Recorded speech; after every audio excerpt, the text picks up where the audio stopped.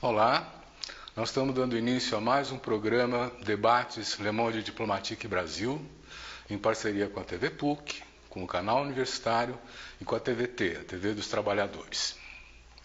Hoje nós vamos tratar um tema que é absolutamente atual e importante. Como as emoções influenciam na política? Nós temos uma memória recente de um processo eleitoral que teve uma forte influência das emoções, né?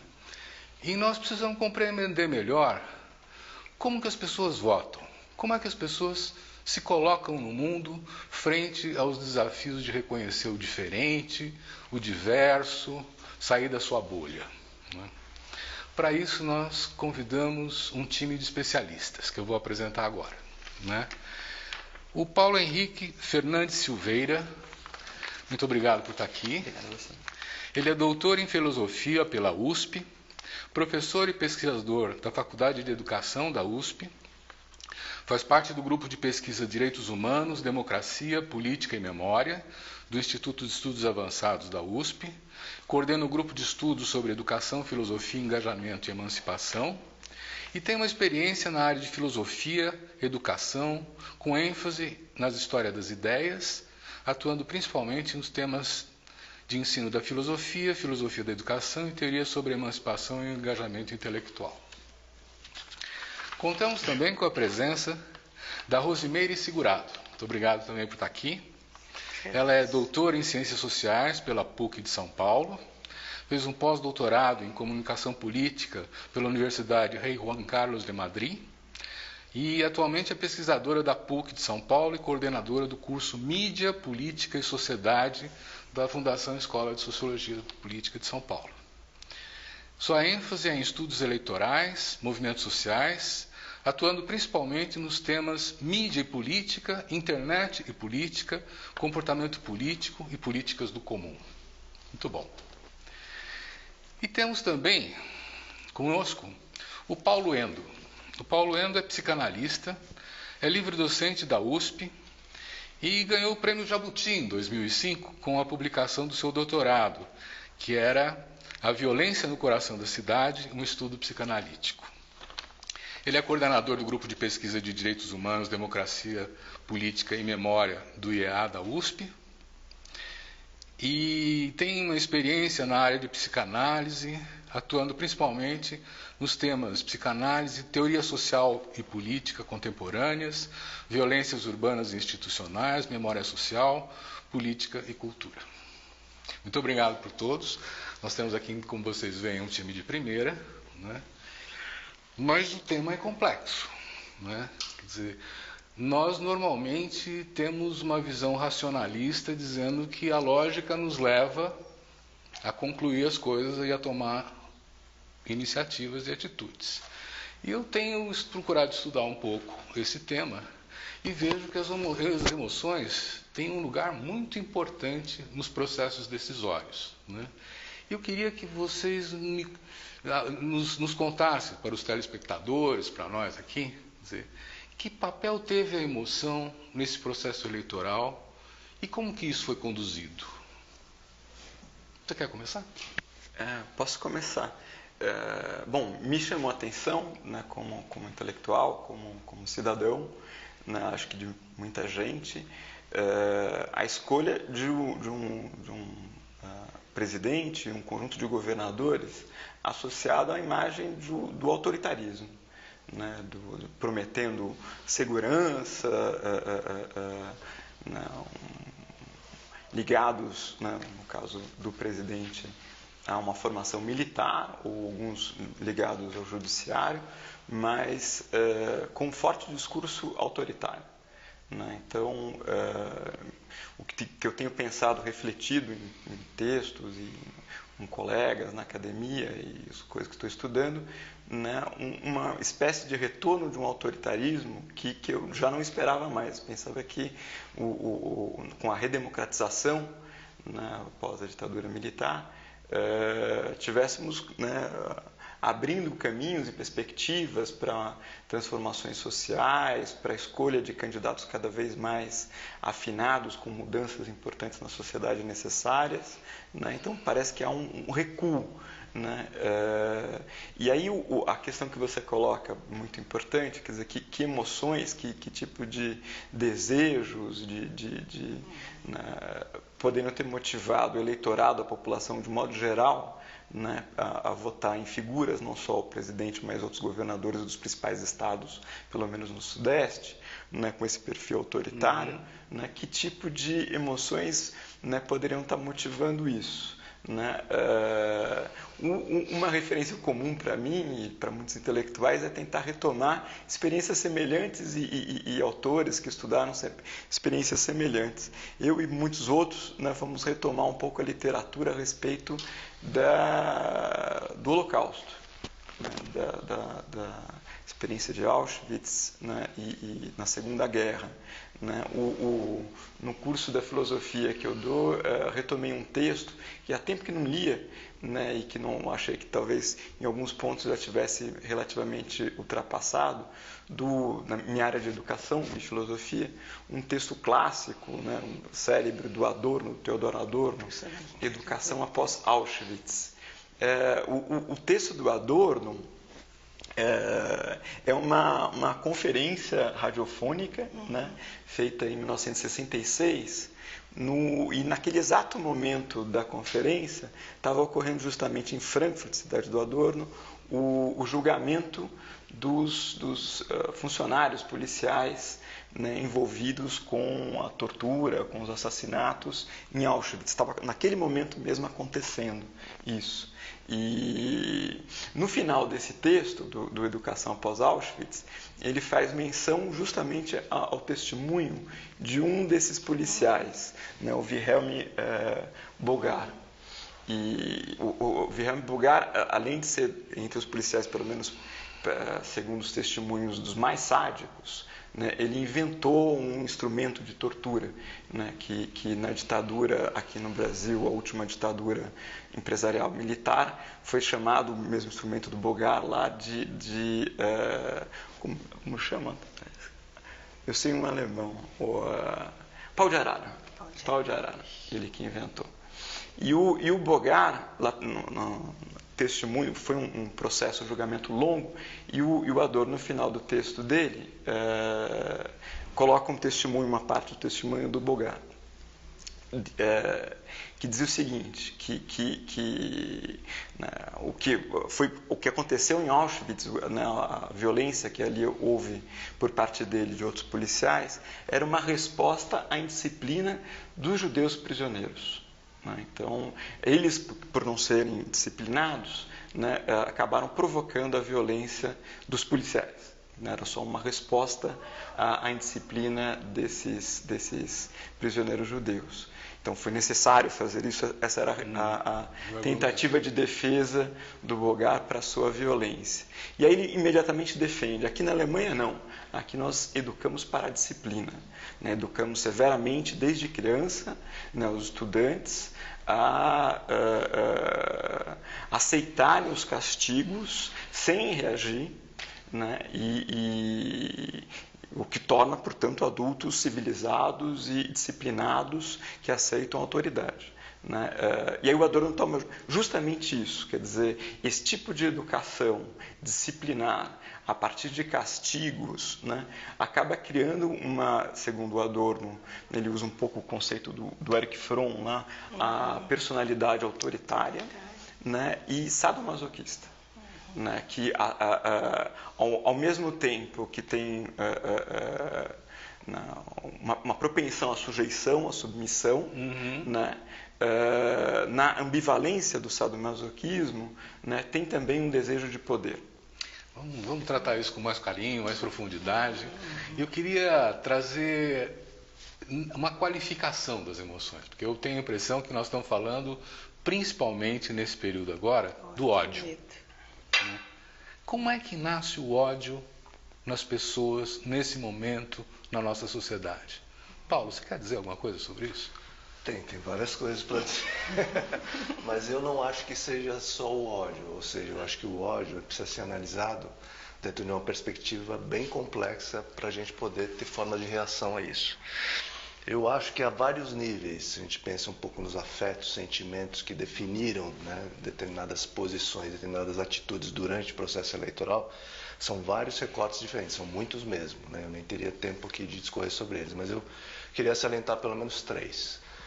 Um deles, que eu acho que é uma discussão que precisa ser mais aprofundada para a gente ter uma resposta mais eficaz hoje, né, é a questão que, primeiro, a gente está tratando ela como fascismo, né, como um fascismo tardio, vamos dizer assim, no Brasil. Num outro momento, nós tratamos ela como a militarização do governo. Eu acho que a coisa enraizada no Brasil não é o fascismo, não é? E, de certa maneira, não é a militarização pelos 30 anos de democracia que nós tivemos, é a milicialização. Quer dizer, o que está enraizado no Brasil, e acho que o Rio de Janeiro é um laboratório excepcional, e o Eu País tem dado grande notoriedade a essas reportagens, é que você tem um sistema de enraizamento das milícias ou dos quadros do governo que se tornaram bandidos, marginais, mafiosos, que estão tomando conta das populações muito miseráveis. Quer dizer, a miséria aí, ela é território propício para o avanço das milícias. E quando, por exemplo, Bolsonaro, né, aparece com essa coisa da campanha, nós vamos acabar com o tráfico de drogas, que é uma coisa bastante comum, mas no Brasil tem um elemento chave, na minha opinião, nós vamos atacar o tráfico de drogas para a milícia poder avançar nas drogas também, porque a milícia é gás, é segurança e gatos e outros comércios que fazem na favela, mas eles estão muito interessados, e alguns grupos da milícia já estão trabalhando com tráfico de drogas, então eles disputam diretamente com os traficantes, que são os únicos que trocam tiro com a milícia, são os únicos que enfrentam a milícia. Então, isso é uma coisa muito chave, na minha opinião, a gente pensar, quer dizer, naquilo que está enraizado há muito tempo. Não é? Quer dizer, em São Paulo ainda não é esse modelo, mas esse modelo pode ser exportado, o modelo da milicialização no Rio de Janeiro para as grandes capitais, provavelmente em algum nível já vem sendo exportado, e ele se pauta, estava inclusive vendo algumas reportagens e alguns estudos, que uns estudiosos da milícia no Rio diziam o seguinte: se você tem uma região ultra miserável, né, ultra empobrecida, né, e você chega com um grupo armado, bélico, disposto a matar, não há nenhuma chance de não controlar aquela região, que é a região de Rio das Pedras, região da Baixada Fluminense. E veja que interessante, a coisa do medo, a gente está falando das ameaças e do sentimento.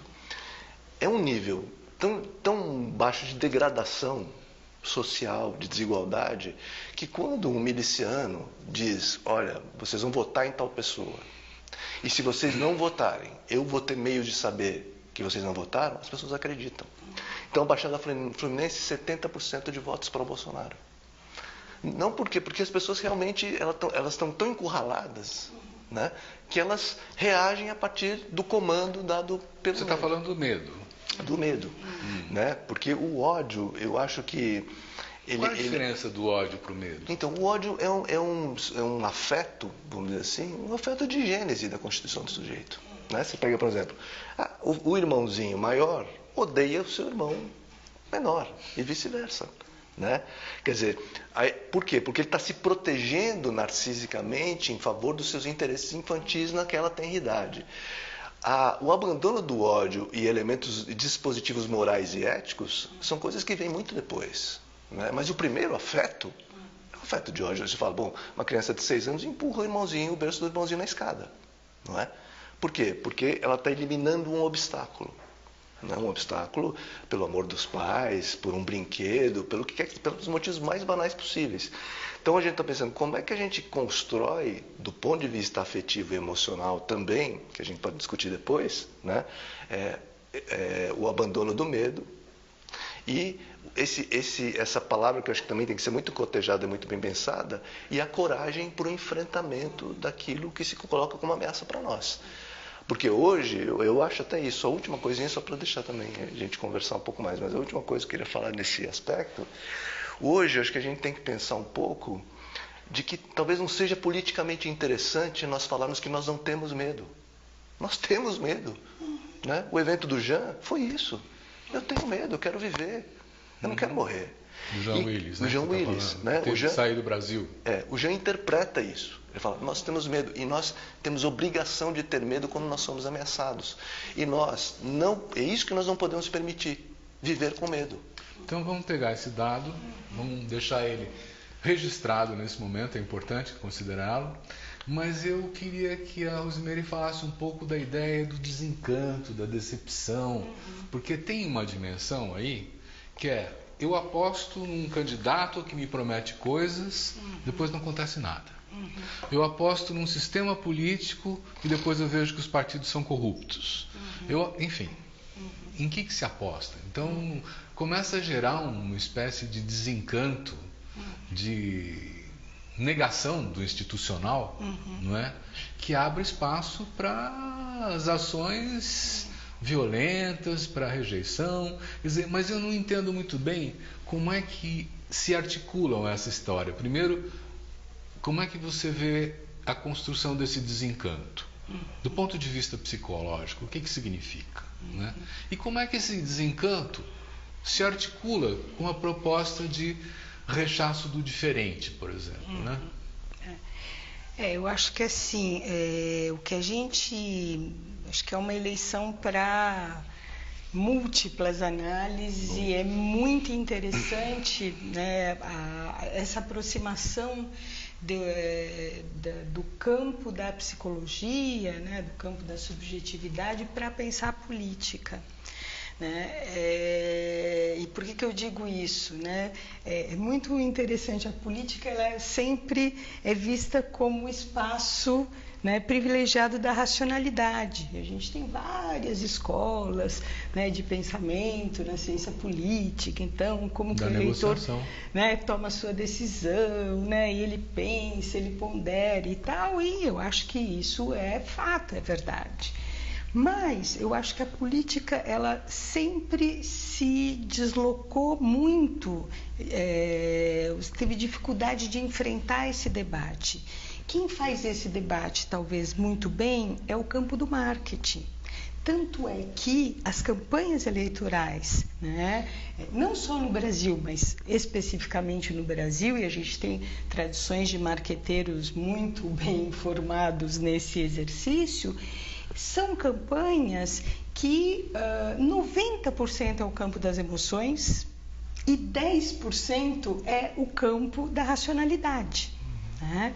Então, isso é uma coisa frequente no processo eleitoral já há muito tempo. Né? Então, tudo que você explora da performance do candidato, o candidato da família, o candidato amigo, né? O candidato que vai ser o salvador da pátria, tem muitos, né? Enfim, personagens que foram construídos para as várias eleições nesse período. O que foi muito diferente nesta campanha? Porque quando nós estamos falando de marketing político, nós vamos falar das campanhas que basicamente se utilizam, tradicionalmente se utilizam dos grandes meios, TV, rádio, né? Que você tem uma comunicação que ainda é muito unidirecional, de um emissor para muitos receptores. Né? Então você tem um controle, né, por assim dizer, dessa discursividade e do que circula no campo social como pauta, como agenda das eleições, que passava eminentemente por aí e tal. O que acontece com o advento das mídias digitais nesse processo? Você vai ter uma capilarização do debate eleitoral. Né?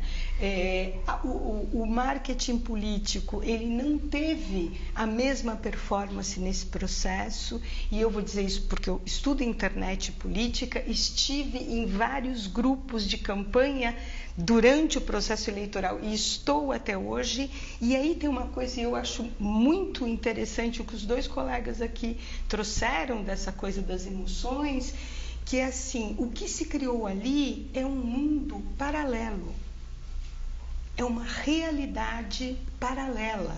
Mas é real?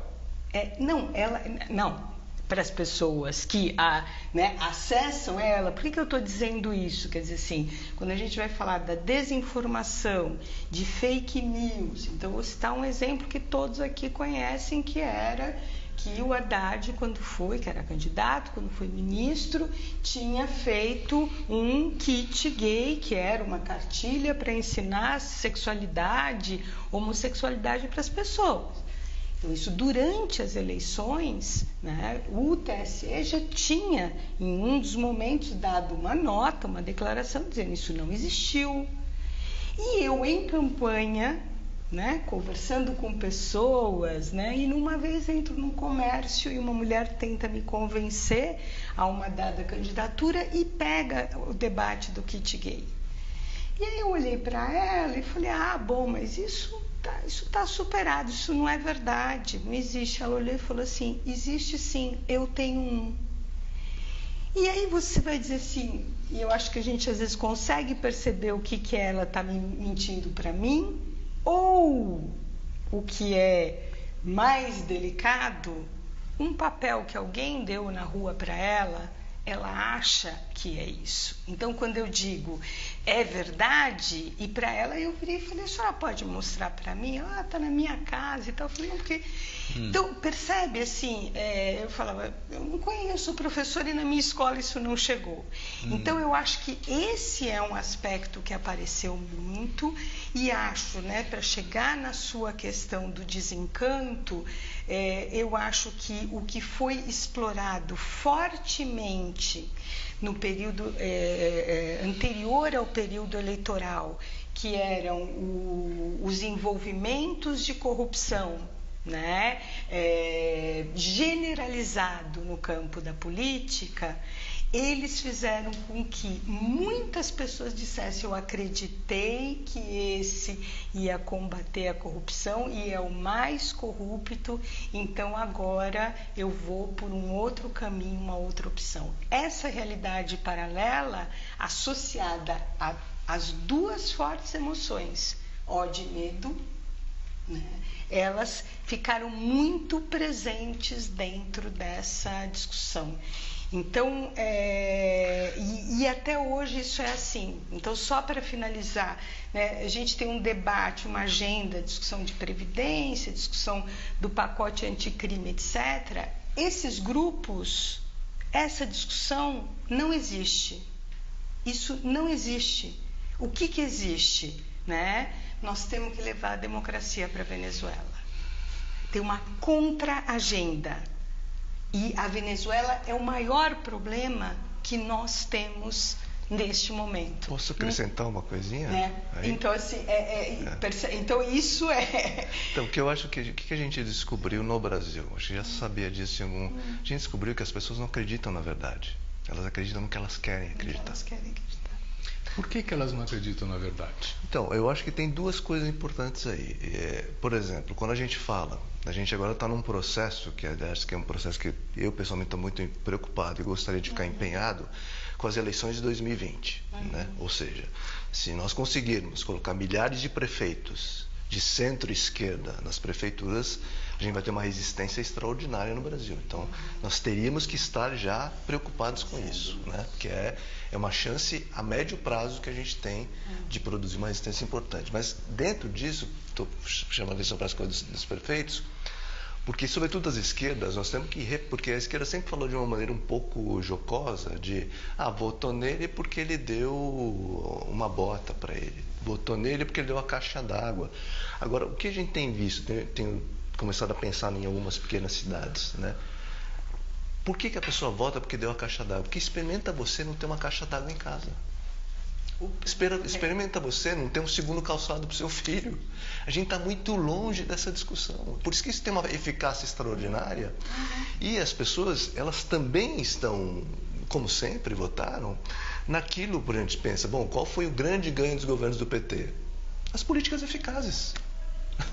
As políticas que incidiram na vida das pessoas, que mudaram a vida delas. Então, Paulo, mas eu vou insistir na ideia da pergunta, assim, a questão da verdade. Por que não tem importância a verdade? Então, porque a verdade ela começou a ser pautada muito longe das necessidades primárias das pessoas. Os jornais, você sabe disso, estão muito longe da necessidade das pessoas. As pessoas não têm jornais. Então elas preferem, por exemplo, uma coisa que o Bauman fala que eu gosto muito, né? As pessoas, elas gostam muito de organizar o mundo dicotomicamente. Por quê? Porque é muito mais cansativo você ficar complexificando o mundo e as coisas. E nessa complexificação, que é uma coisa das esquerdas e parte dos acadêmicos, não é? Você foi ficando muito distante do que realmente é relevante para cada uma das pessoas. Numa situação de urgência, de iminência, de morte, de ameaça. Se nós não conseguimos pensar isso, se nós não conseguimos dar uma resposta, que eu acho que tem que ter um índice de eficácia, nós vamos perder uma eleição atrás da outra. Resposta para as questões materiais. Materiais, né? Porque essas questões materiais, né? O que é o programa Bolsa Família, Minha Casa Minha? Você tem uma política que chama Housing First, né? Que é uma política que está sendo aplicada no braços abertos, etc. É uma coisa elementar, né? Que as pessoas discutindo, aplicando políticas públicas e tal, constataram, mas é óbvio, né? Se você não tem um lugar para voltar, você não tem nada, você não tem nenhuma possibilidade de nada. Então, primeiro a moradia, não é? E depois a gente vai pensar no resto, acho que...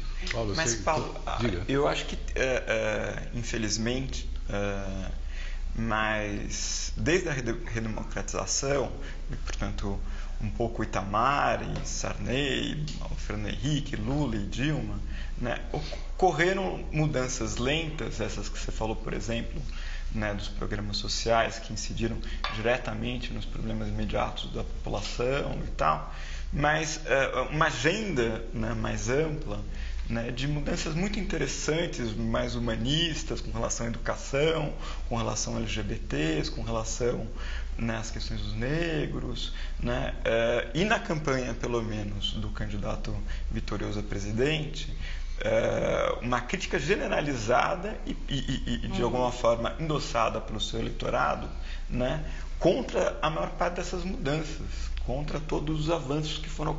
Quer dizer, ou seja, intencionalmente, portanto, quer dizer, além de votar numa figura com uma imagem claramente autoritária, né, prometendo mudanças, né, à força e expulsão de grupos contrários a ele, do país, e está, de alguma maneira, de fato, conseguindo promover isso, ou prisão, né, arbitrária dos grupos que são contrários, né, um retrocesso mesmo. Né, um claro retrocesso. Isso está, concordo também com você, né, então um uso muito eficaz das mídias eletrônicas, né, da criação de símbolos, de referências próprias e tal, pelo candidato e familiares, né, mas ao mesmo tempo uma agenda bem clara de retrocessos. Não, mas Paulo, assim, o governo eleito... Valores, né? Em valores sociais, e em conquistas. Sim, a gente alguma coisa foi feita nesses 30 anos. Sim, exatamente. Né? Então, esse governo não é o governo da maioria do povo brasileiro, é o governo que ganhou. Né? Então, algo foi feito. Sim, né? sim. Mas o que assim, é uma coisa problemática. Então, um dos problemas, na minha opinião, pessoal, né? E posso estar totalmente errado, por essa dificuldade da rearticulação ou da articulação das esquerdas, é que nós, por exemplo, e boa parte da esquerda que foi trabalhar nos governos, nas prefeituras, etc. e tal, nós não temos problemas imediatos. Nós não temos. O problema imediato é se vai ter água na minha casa, é se eu vou comer amanhã, é o policial que está entrando para pegar meu filho pelo cabelo e batendo no meio da favela. Quer dizer, esses são problemas imediatos. A gente estava numa discussão outro dia, que a gente estava com essa questão da ditadura, né, durante as eleições, ditadura, vai voltar a ditadura. O pessoal, alguma parte das pessoas, né, moradores, né, de regiões muito pobres, diziam, cara, a polícia entra na minha casa, pega todo meu filho pelo cabelo, joga na rua e espanca. Vocês estão falando do quê?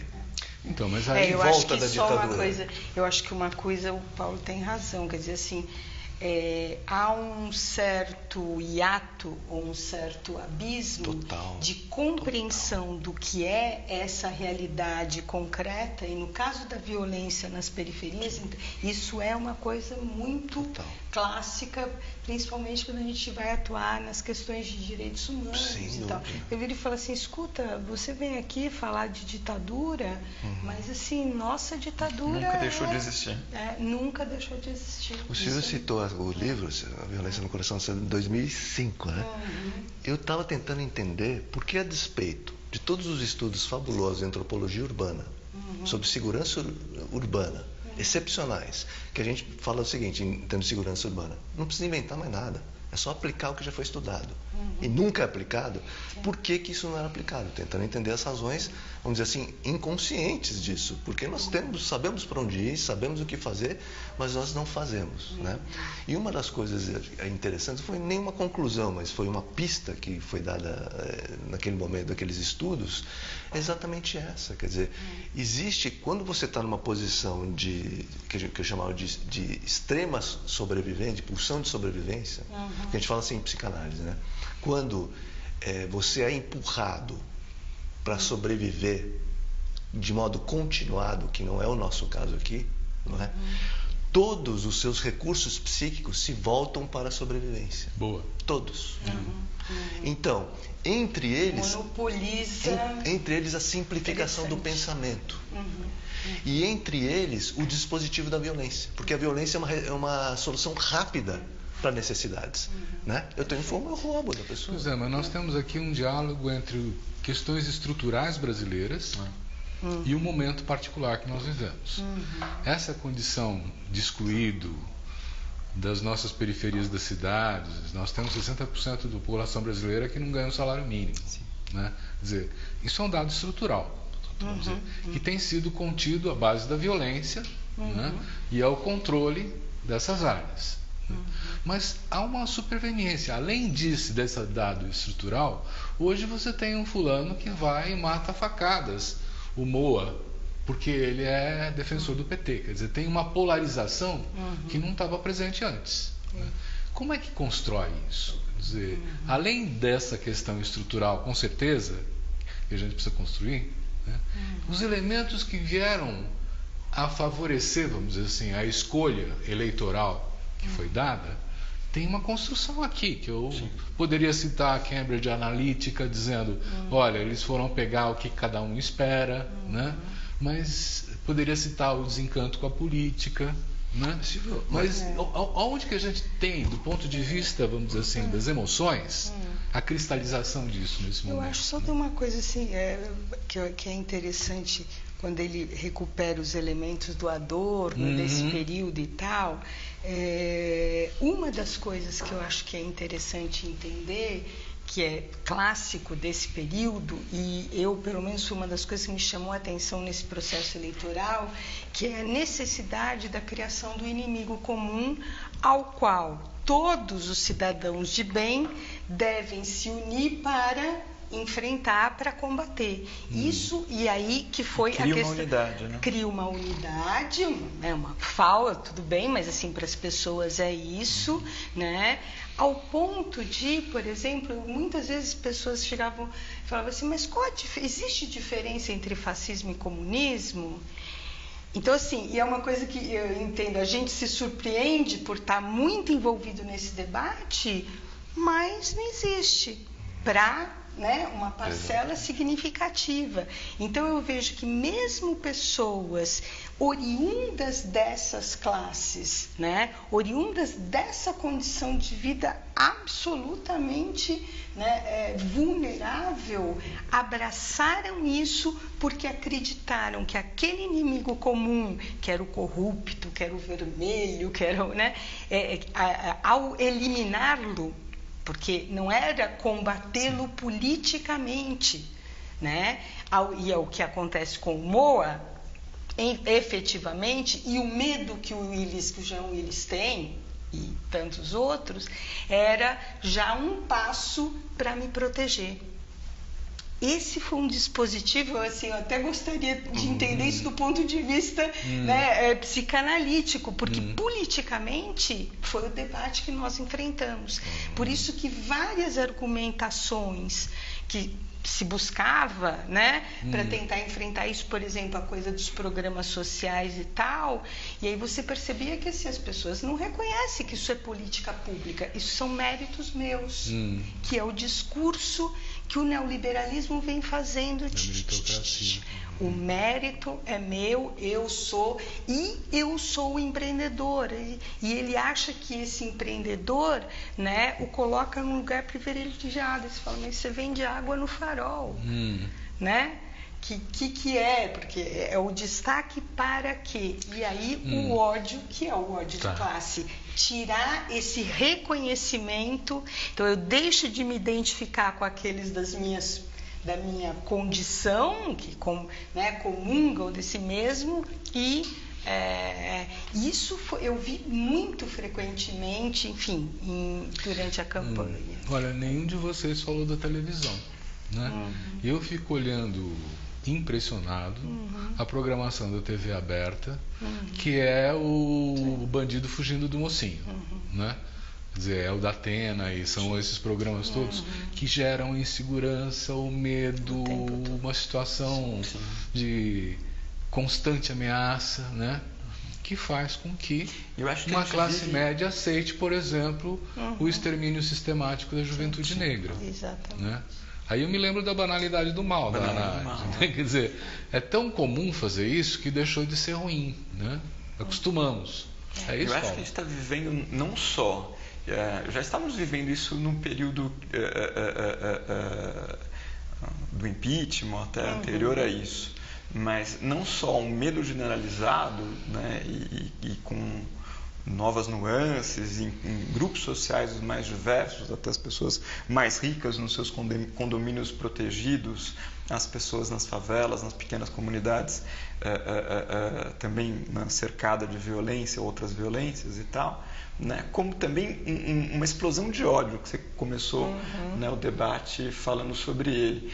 Parecia que estava na rua, cotidianamente, né? Desde das relações as mais agressivas e ásperas e gratuitas, né? Até de briga. Parece que as pessoas estão a ponto de entrarem em todo momento em conflito. Tem familiares que não se falam mais por causa da eleição. Né? Não, das relações na rua, no cotidiano, além dessas relacionadas diretamente às posições políticas, as mais diversas, no ônibus, no farol, no trânsito, na calçada, né?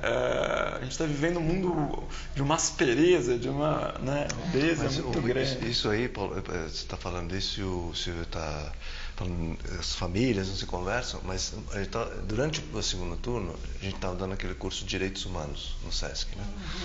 E aí as pessoas começaram a falar, tive brigas, não vai ter mais Natal, etc e tal, que é o menor dos problemas, né, a princípio. Mas aí a gente entrou numa discussão assim, uma filha brigou com o pai, eu falei assim, numa situação de perseguição política, se o Estado fosse até seu pai perguntar sobre você, ele te denunciaria? E ela falou, denunciaria. É aí que a coisa bate, entende? É essa transformação chave, né? Falar, mas também ficou com aqueles comunistas, mas também ficou indo em passeata, também ficou dando mole, é aí que essas pessoas se tornam instrumentalizáveis, né?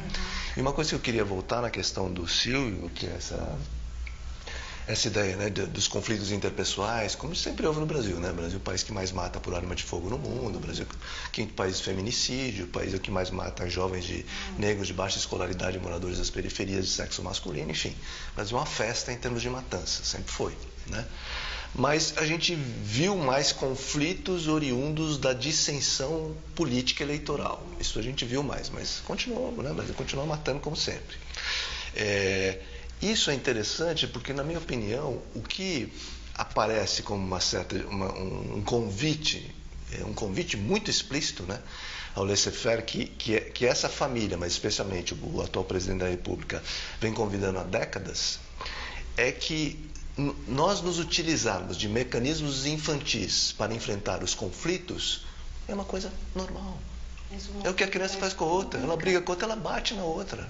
Ela empurra, ela joga na piscina. Ela faz... Então, o que a gente está vendo? E aí a gente está vendo Rede Vivo na família. Aí a família. É um bando de moleques, não é? Voltando atrás, mandando atacar a Venezuela. Não gostamos da Venezuela, vamos invadir. Quer dizer, soluções que são de natureza infantil. As crianças fazem isso. É assim que elas agem, é assim que elas solucionam conflitos. Né? Então, o que houve com essa eleição, isso é o mais desastroso para boa parte da população, é que é um presidente que vai proclamando, desde quando era deputado federal, que as melhores soluções para dirimir conflitos são soluções infantis. Autoritárias. Infantis. O autoritário aí é infantil. Vai lá e bate, vai lá e mata, vai lá e acaba com ele, vamos acabar com isso daí. Sim. Né? É a grande frase, quer dizer, qual a fórmula mais fácil de você acabar com o conflito? E ao largo da justiça e da lei, né? Mas vem cá, isso não é internacional? Essa situação de infantilização, vamos dizer assim, da política?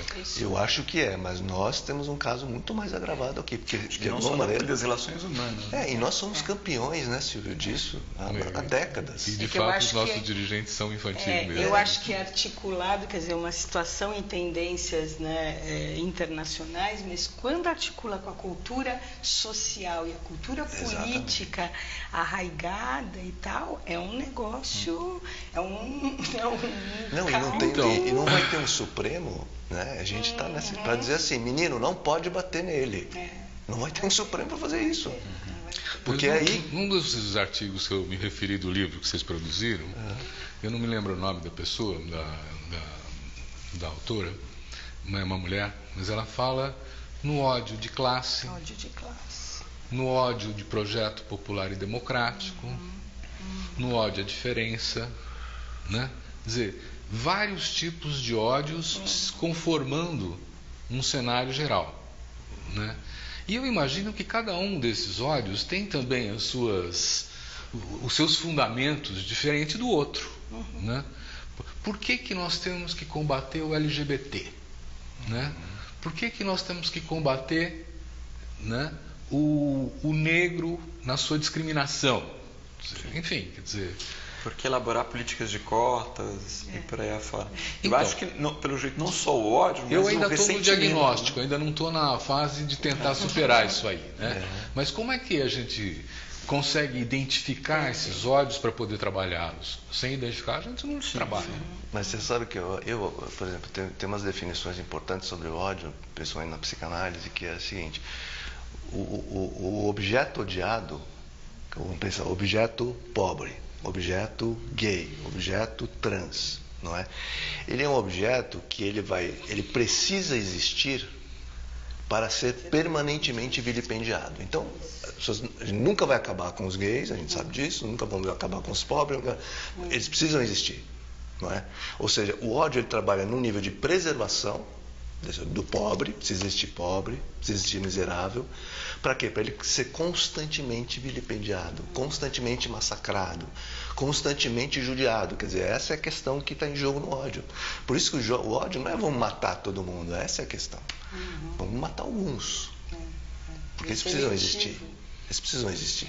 Para que a gente possa espiar a nossa violência, para que a gente possa espiar a nossa crueldade. Onde a gente vai espiar? Entre nós, não. Espiar neles. Nesses que são objetos naturais do ódio. Então, quer dizer, eles não existem, os atuais governantes, sem que exista esse ódio. Exatamente. Sim. É um convite à criação de objetos de ódio. Há uma parte que a equação não fecha. Da sua fala, Paulo, consigo compreender perfeitamente uma certa classe média e classe média alta que optou por essa figura política, como poderia ter optado pelo menos politicamente por outros candidatos com propostas econômicas semelhantes, neoliberais semelhantes, mas com figuras não tão autoritárias, né? Então, mas e as comunidades, os pobres e tal, por que teriam votado nele, ou uma parte grande? Quer dizer, eu entendo, né, no início da sua fala, né, que as milícias consigam eleger nas suas pequenas comunidades vereadores, deputados e tal, né, porque, né, um toma lá da cá, chantagem, né, ameaça, isso tudo é compreensível. Mas por que uma parcela grande da população pobre, né, diz o Silvio, 60%, que sequer tem um salário mínimo, mas uma parte grande tenha votado nessa figura. Duas coisas. Na Baixada Fluminense, 70% foram Bolsonaro. 70%. Massacrante. E a outra coisa que você falou que é interessante é que o ódio ao PT.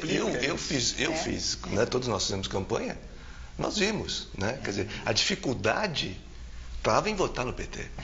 Você até convencia a não votar no Bolsonaro. Né? Então o ódio... Não, isso eu já esperava. Mas aí votar nessa figura autoritária... Não, mas é um voto contra. É um voto contra. Não era um voto a favor. Tinha outras opções, várias opções contra. Tinha, mas no segundo turno. Estou falando no segundo turno. É um voto contra. Todos nós que fizemos campanha vimos isso. Nós somos em lugares, né, de populações muito pobres. E nós vimos que era um voto, nesse sentido, um voto de ódio. Né? Porque não é um voto a favor, exatamente. Ninguém. Aí você falava das coisas do atual presidente, todo mundo falava, é verdade, isso acontece mesmo, e iam sendo convencidos. A hora que você transladar o voto para outro candidato, fala, não, aí não, de jeito nenhum. Então, você está dizendo, o voto foi pelo fígado, né? Quer dizer, pela insatisfação, pelo desencanto, pelo ódio. Né? E toda a propaganda que foi feita para estimular isso. Exatamente. Né? A começar pela Lava Jato. Eu acho que esse é esse terreno, ele vem sendo semeado há pelo menos 2014 para cá.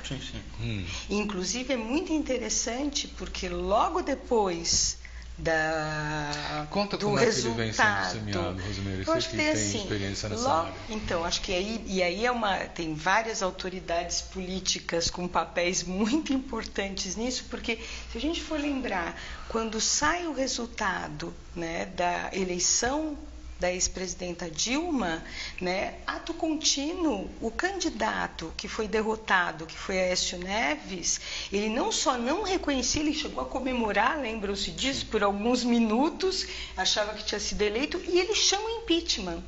O impeachment começou a ser trabalhado, desenvolvido a partir daí. E ele foi muito, por isso quando se fala da Lava Jato é muito interessante, quer dizer assim, toda a forma como, né, o atual ministro da Justiça trabalhou a explicitação, quer dizer assim, de quem que inventou a corrupção no Brasil, foi o PT. Não existia corrupção antes do Partido dos Trabalhadores. Então, o antipetismo, né, que ele já teve outras caras em outros momentos históricos, né? Mas, assim, nesse momento, essa questão da corrupção, ela gruda nessa imagem, né, ao ponto que era impossível qualquer tipo de debate. E aí vem, né,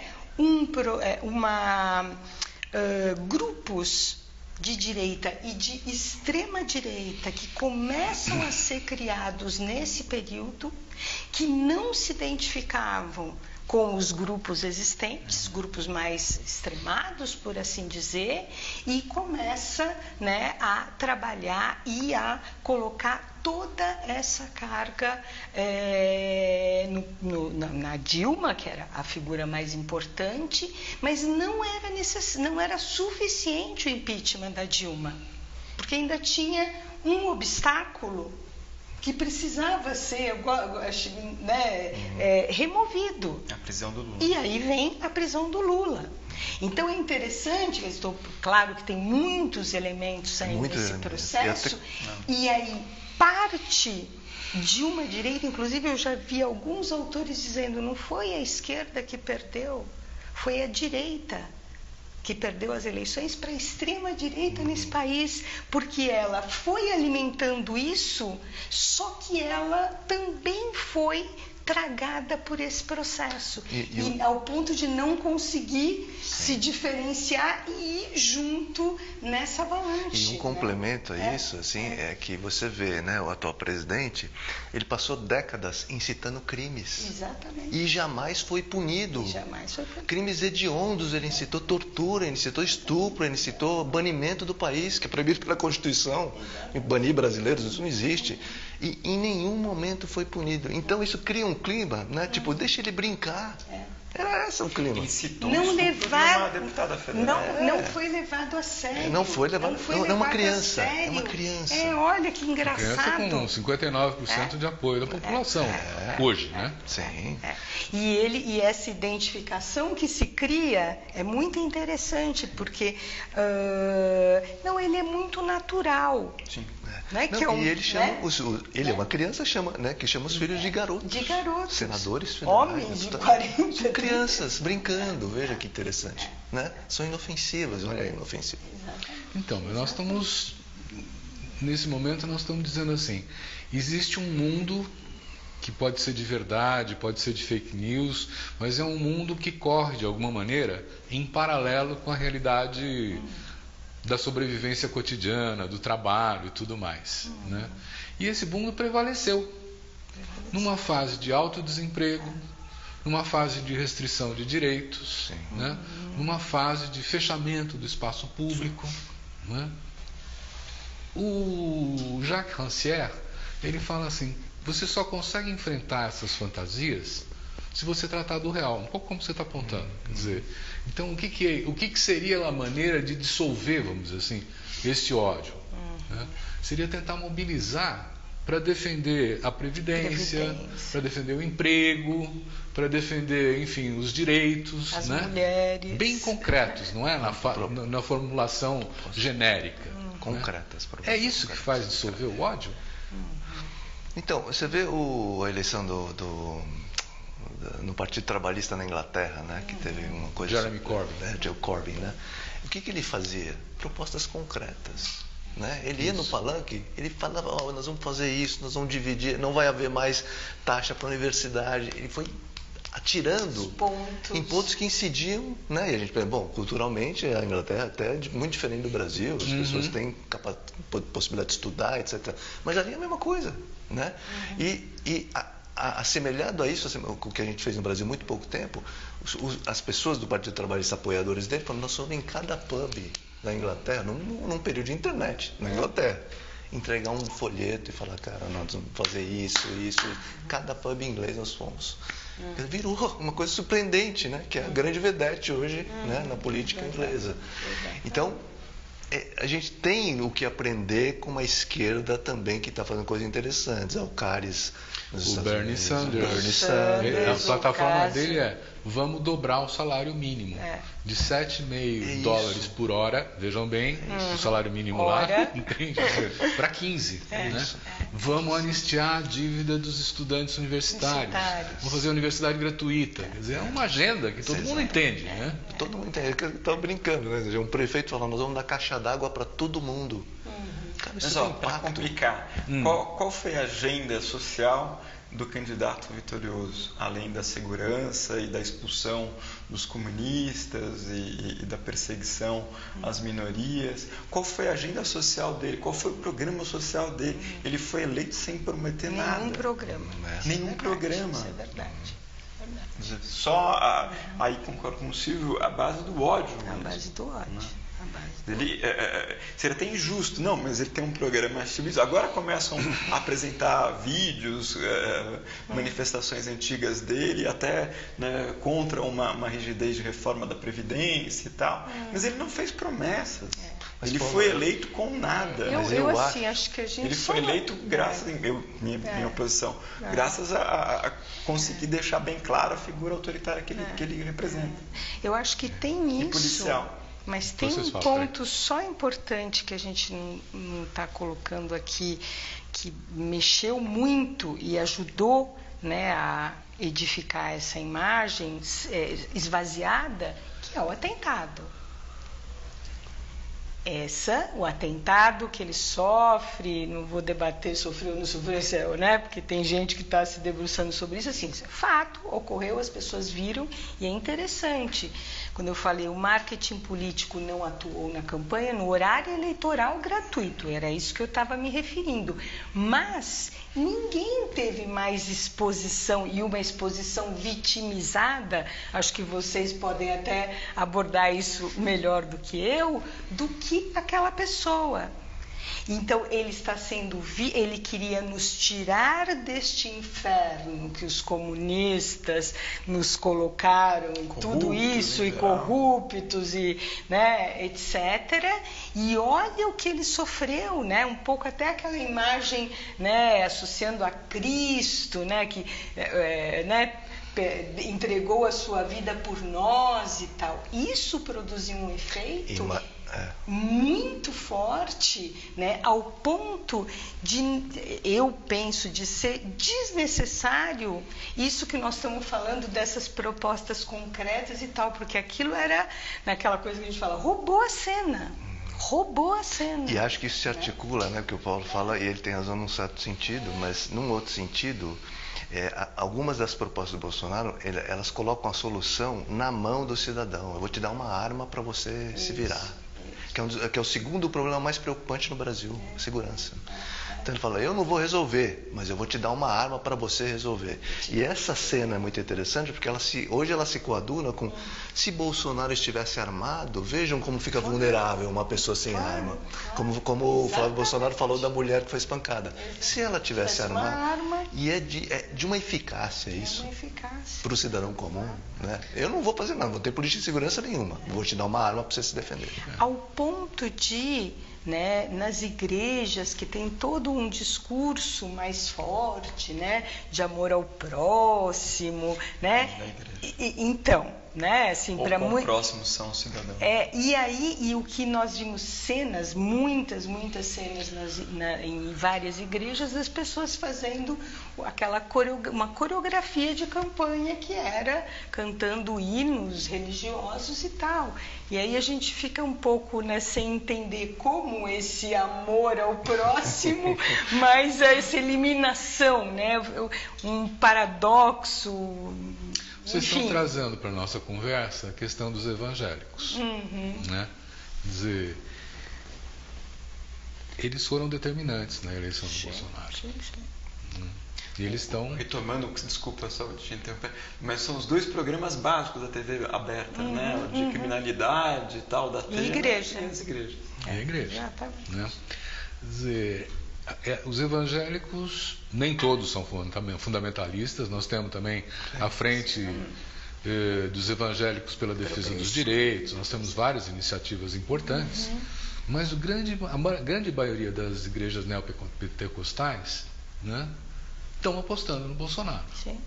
Se mobilizaram para isso. Sim, fizeram uma aliança de comunicação, a Record, por exemplo. Né? Quer dizer, nós vamos continuar vivendo num mundo fundamentalista? Mas você sabe que tem uma coisa que enfim, nós nos achamos muito inteligentes em geral, né? E eu acho que nunca foi tão importante a gente ter soluções inteligentes. Nós passamos anos falando, o povo não é bobo, fora a Rede Globo. Quem deu tombo na Globo? Foi a direita. Quem tirou a condição da Globo eleger presidente? A direita. Inclusive, eles se apropriaram dessa bandeira contrária à Globo, todos os grupos deles, é isso. Exatamente. E reproduzem esta expressão como deles. Se apropriaram do discurso da esquerda e tombaram a Globo mesmo, né? E uma coisa que a esquerda passou décadas repetindo, e não teve uma solução para isso. A Globo errou completamente o time, né? Eles acompanharam, né? Deram uma cobertura fantástica para Lava Jato, estamos lá indo prender o Lula, e o helicóptero voando, e agora tudo se resolve, o camarada vai para cadeia e tal, não sei o quê. E foram tomados para trás. Né? E a despeito do maravilhoso Diplô, dos jornalistas livres, do Intercept, a despeito de todas as coisas incríveis que apareceram nas mídias sociais, né? E na imprensa livre. A despeito disso, não fomos nós que dobramos a Globo. Gente, nós estamos chegando ao final do programa. Eu queria pedir a cada um de vocês que fale uma fala meio conclusiva de 1 minuto, não mais que isso, né? Para que a gente possa se despedir do nosso telespectador. Silvio, queria agradecer muito o debate, precisava de mais tempo e outros debates para poder desenvolver, começamos a esquentar agora. Eu queria falar que estou muito pessimista. O Paulo já sonha com perspectivas para a próxima eleição para as prefeituras e tal.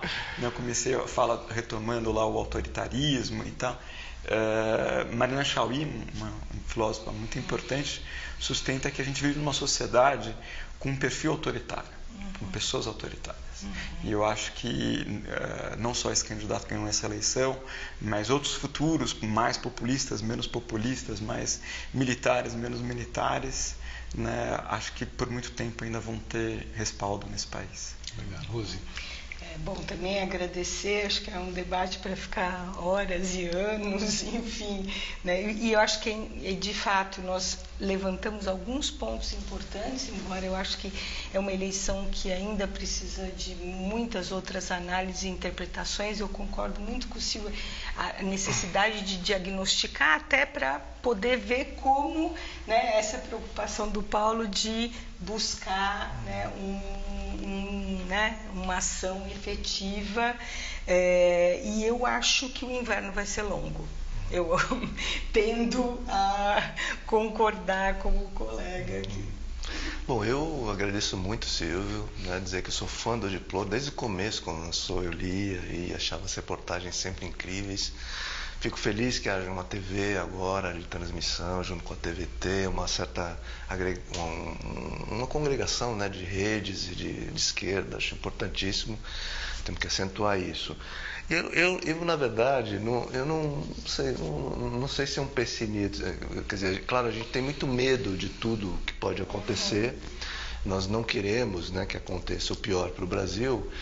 Mas eu vejo muitas arestas, vejo muitas possibilidades. Agora, o que eu acho também é que, e vejo isso inclusive na universidade, tá? Que todos nós precisamos dar um passinho à frente, né?